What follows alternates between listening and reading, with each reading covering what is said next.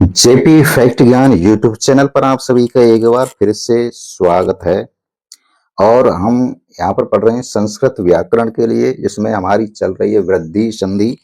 और वृद्धि संधि में हम आ गए से इससे पहले भी हमने दो संधियों को समझ लिया था। और आज हम पढ़ेंगे वृद्धि संधि के बारे में। तो वृद्धि संधि के बारे में हम पढ़ने से पहले हम यहाँ सूत्र दिया है। पहला सूत्र है वृद्धिरादेश। तो वृद्धिरादेश जो सूत्र है, और वृद्धिरादेश सूत्र क्या कहता है? यह कहता है कि आदेश च वृद्धि संज्ञा स्यात्। अर्थात आदेत च यानी आ और आद आत, इसका जब हम संधि विच्छेद करेंगे तो आत प्लस एच, इसमें से दो शब्द बनेंगे आपके आत प्लस एच। तो आत प्लस एच यानी आत और एच की क्या होगी? वृद्धि संज्ञा होगी। यानी आत और एच आपके क्या है? प्रत्याहार। और आत और एच में कौन कौन से वर्ण आएंगे उनके बारे में यहाँ पर दिया गया है। आत में जो वर्ण आएगा वो आएगा आपका दीर्घ आ। और इसका जब संधि विच्छेद करेंगे तो एच एच प्रत्याहार में जो वर्ण आएंगे वृद्धि संधि के अंतर्गत वो आएंगे आई और औ। आई और औ। तो कुल मिलाकर के आदेश वृद्धि संज्ञा स्यात्, यानी आद आत और एच का क्या हो जाती है? वृद्धि संज्ञा हो जाती है। किस सूत्र से? वृद्धिरादेश सूत्र से। तो आ आई ओ ये क्या है? वृद्धि संज्ञक होते हैं। किस सूत्र से होते हैं? वृद्धिरादेश यानी वृद्धिरादेश। तो वृद्धिरादेश जो है ये वृद्धि संधि का क्या है? संज्ञा विधायक सूत्र है। क्या है? संज्ञा विधायक सूत्र है वृद्धि संधि का। संज्ञा विधायक सूत्र कौन सा है? वृद्धिरादेश। ये सूत्र यह कहता है कि आत और एच यानी आत और एच जब हम संधि विच्छेद करके शब्द को तोड़ करके पढ़ते हैं तो आत प्लस एच यानी आत और एच की क्या होगी? वृद्धि संज्ञा स्यात्, वृद्धि संज्ञा होगी। और आत एच में कौन कौन से वर्ण आएंगे? आ ए और ओ, इनकी क्या होगी? वृद्धि संज्ञा होगी। इस सूत्र से होगी वृद्धिरादेश। जिस तरह से पहले हमने पढ़ा था कि आदें गुणे सूत्र से क्या हुआ कि आदें गुणे सूत्र से आ ए ओ यानी ह्रस्व आ ए ओ इनकी क्या हुई? गुण संज्ञा हुई। ठीक उसी प्रकार से वृद्धिरादेश सूत्र से दीर्घ आ और आई और ओ की वृद्धि संज्ञा होगी। क्वेश्चन यहाँ से पूछ सकते हैं कि आदें गुणे सूत्र से किन वर्णों की गुण संज्ञा होती है? यानी किन वर्णों की गुण संज्ञा होती है? ऑप्शन में एक से लग रहे हैं, लेकिन गुण संज्ञा जो होगी वो ह्रस्व आ ए ओ की होगी। और वृद्धि जो संज्ञा होगी वो दीर्घ आ ए और ओ की होगी। ये दोनों हमेशा याद ध्यान में रखना है कि आदेम गुणे जो सूत्र है वो गुण संज्ञा विधायक सूत्र है, और वृद्धिरादेश जो है वो वृद्धि संज्ञा विधायक सूत्र है। अगला सूत्र है वृद्धि रेची। वृद्धि रेची क्या कहता है कि आदेची परे वृद्धि एकादेश स्यात्, यानी आत एच परे वृद्धि एकादेश हो जाता है। यानी आ और आ, आत का मतलब आ और आ से परे, एची यानी ए और आई आए या ओ या औ आए। क्या कहता है वृद्धि रेची सूत्र? वृद्धि रेची सूत्र ये कहता है कि आदेची यानी आदेची यानी आत एची परे वृद्धि एकादेश, वृद्धि होकर के जब एकादेश होता है तो वृद्धि स्यात्, वृद्धि हो जाती है।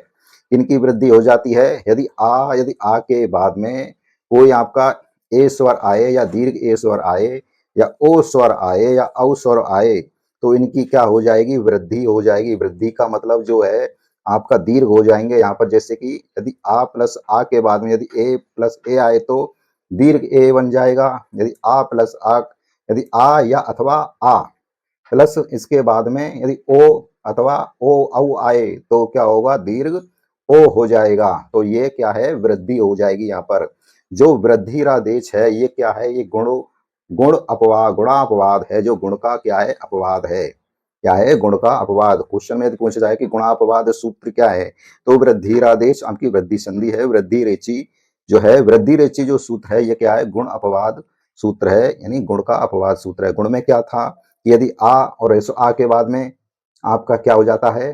यदि ई आए तो उसका ए हो जाता है, लेकिन यहाँ पर जो ए है वो दीर्घ में बदल रहा है। क्या बदल रहा है? दीर्घ में। तो इसको क्या कहते हैं? गुणापवाद माना गया है।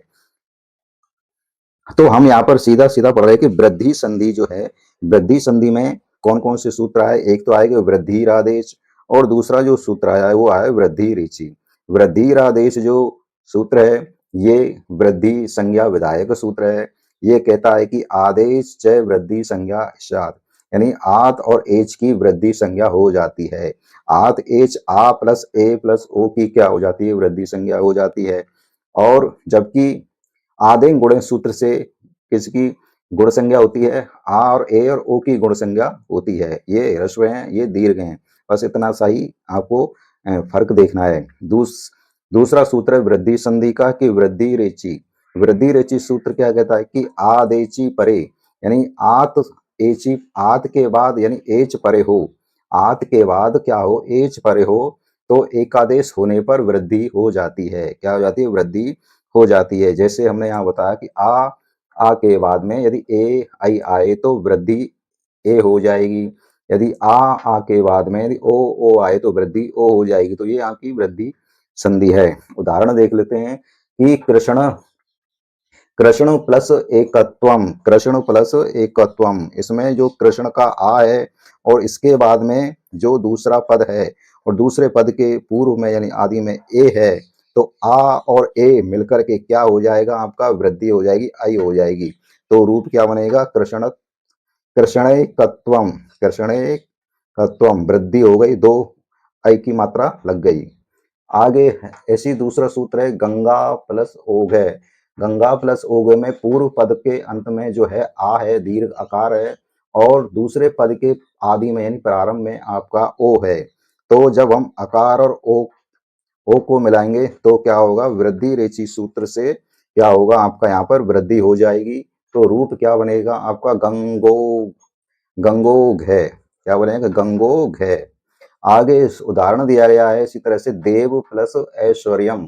तो देव प्लस ऐश्वर्यम, देव के जो वा है, इस वा में से जो आ है, यानी ह्रस्व आ और आई आ रहे हैं दोनों, और आ और आई दोनों मिलकर के क्या हो जाएगा आपका, वृद्धि रेचि सूत्र से, वृद्धि रेचि सूत्र से क्या हो जाएगा, देवेश्वर्य, यानी इस वा में क्या है, दो मात्रा ऊपर लग गई है, आई हो जाएगा, तो देवेश्वर्य। तो इस तरह से ये वृद्धि संधि है। और वृद्धि संधि में ज्यादा कुछ नहीं है, सिर्फ ये याद रखना है कि वृद्धि रेचि सूत्र से क्या होता है कि आदेची परे वृद्धि एकादेश स्यात्, यानी आपका आत, एच, आत से यदि एच परे हो, एच में आपके ये वर्ण आ रहे हैं दो, यदि एच परे हो तो इनका क्या हो जाता है, वृद्धि हो जाती है। और उदाहरण यहाँ पर दे दिए गए हैं। अब इसके बाद में और कुछ उदाहरण देखते हैं, वृद्धि संधि के कौन कौन से उदाहरण आपको मिलते हैं। वृद्धि संधि में आगे कुछ एक सूत्र और है, और यह है एति एदति ऊट्सु। एति एदति ऊट्सु क्या कहता है कि अवर्णात अच एति एदति ऊट्सु च परे वृद्धि एकादेश स्यात्। अर्थात एति एदति ऊट्सु सु, जब इसका संधि विच्छेद करते हैं तो कैसे पढ़ेंगे, एति एदति ऊट्सु, है ना, एति एदिति ऊट्सु। लेकिन हम इसको संधि युक्त पढ़ें तो क्या कैसे पढ़ेंगे, इत्ते टू ठू सु। तो ऐसा हम यदि पढ़ेंगे तो इसका अर्थ जो है सही नहीं निकलेगा, तो इसलिए संधि विच्छेद करके पढ़ते हैं। तो एति एदिति ऊट्सु, ये सूत्र क्या कहता है, यह सूत्र कहता है कि यदि अवर्णात, है ना, अवर्णात से अच, अवर्णात अच से परे यदि एति आए या एदिति आए या ऊट्सु आए तो उनका क्या हो जाता है, वृद्धि एकादेश हो जाता है। यानी अवर्णात से परे यानी एच प्रत्याहार वाली कोई भी धातु आए, जैसे इण, एद या ऊठ, क्या आए, अवर्णात से परे एच प्रत्याहार वाली कोई भी धातु आए, जैसे इण, एद, ऊठ है, तो इन इड़, ई का और एकार ऊठ का क्या हो जाएगा, वृद्धि, वृद्धि एकादेश हो जाता है।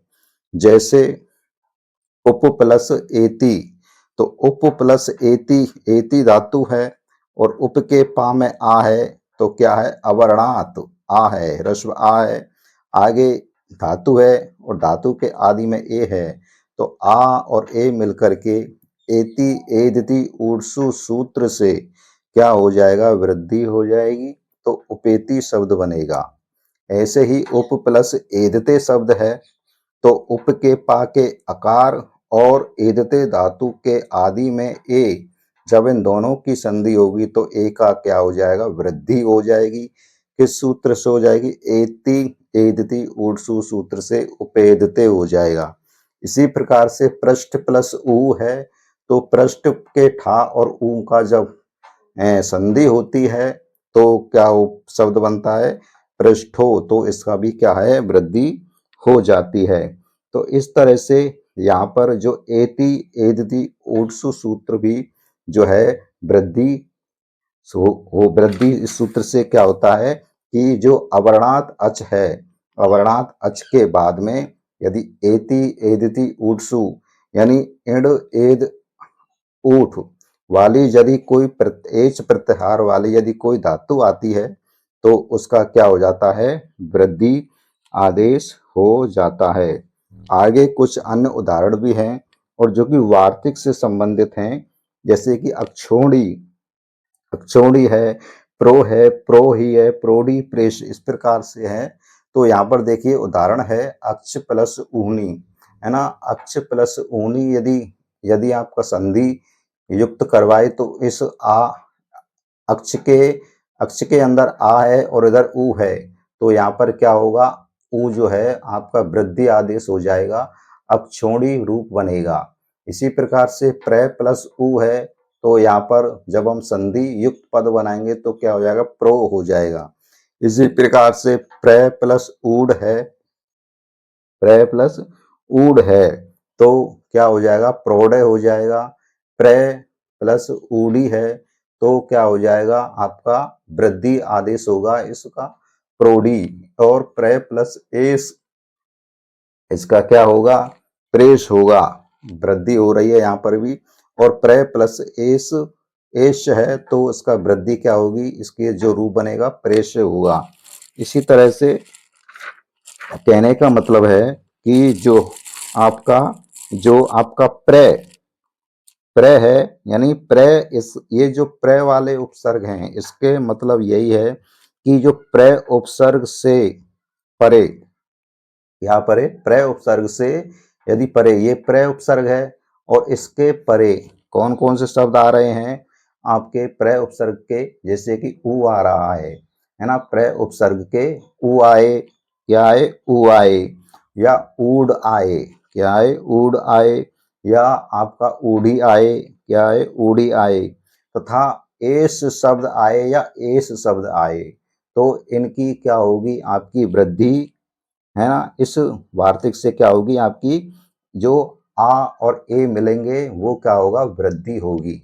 कौन कौन से शब्द हैं फिर से देखते हैं। यदि प्र उपसर्ग के बाद में यदि ऊ आए, है ना, यदि ऊ आए, ऊड आए, या ऊढ़ी आए, या एश आए, या एश, है ना, इन तीनों चारों में से यदि कोई शब्द आए प्र उपसर्ग के बाद तो हमेशा क्या ध्यान रखना है, क्या होगी, इस ए जो है इनकी क्या होगी, वृद्धि होगी। जैसे उदाहरण दिया है, जैसे प्र प्लस ऊ, हमने क्या कि प्र के बाद यदि ऊ आए तो इस उकार का क्या होगा, वृद्धि आदेश होगा और क्या रूप बनेगा, प्रो। इसी तरह से प्र प्लस ऊड है, तो नियम में क्या था वार्तिक में कि यदि प्र के बाद ऊड आए तो ऊ का क्या होगा, वृद्धि आदेश होगा, तो क्या बना, प्रौढ़ बनेगा। इसी तरह से प्र प्लस ऊढ़ी, हमने क्या कहा था कि प्र के बाद यदि ऊढ़ी भी आए तो उकार का क्या होगा, वृद्धि आदेश होगा, तो क्या रूप बनेगा, प्रौढ़ी बनेगा। इसी तरह से यदि प्र प्लस एस, है ना, एस एस आए तो ये क्या होगा, आपका जो आ और ए है दोनों मिलकर के क्या रूप बनाएंगे, आपका वृद्धि रूप बनाएंगे, तो प्रेस होगा। इसी तरह से प्र प्लस एस है, यदि प्र के बाद में यदि एस आए तो क्या होगा, यहाँ पर भी जो ए है इसका वृद्धि आदेश होगा। तो ध्यान रखना है कि प्र के बाद में यदि ऊ शब्द आए, है ना, या ऊड शब्द आए, या ऊढ़ी शब्द आए, या एस आए, या एश आए, इनका क्या होगा, वृद्धि आदेश होगा। तो इस तरह से ये आपकी वृद्धि संधि है और वृद्धि संधि में और आप यदि पहली बार इस क्लास को देख रहे हैं तो इस क्लास को आपको लाइक करना है। चैनल से यदि पहली बार जुड़े हैं तो चैनल को सब्सक्राइब कर लेना है और जो भी छात्र छात्राएं आपका संस्कृत व्याकरण से तैयारी कर रहे हैं किसी भी कंपटीशन क्लास की, उनके लिए ये क्लास को शेयर कर देना है। तो इस तरह से ये यहाँ पर ये वृद्धि संधि जो है समाप्त होती है। आगे जो छोटे मोटे उदाहरण हैं वो सारे उसी नियमों में बता दिए हैं। तो संधियों से समझने से पहले, याद करने से पहले हमें क्या होता है कि नियमों को याद करना होता है। यदि हम नियम याद नहीं करेंगे तो हमारे लिए जो ये संधि हैं ये बिल्कुल भी समझ में नहीं आएंगी। आशा करते हैं आपको ये क्लास बहुत अच्छी लगी होगी। यदि और भी कोई बढ़िया तरह से यदि समझ में नहीं आया है और भी कोई टॉपिक समझ में नहीं आया है तो वो कमेंट कर सकता है। और मिलते हैं अब नेक्स्ट अगली क्लास में।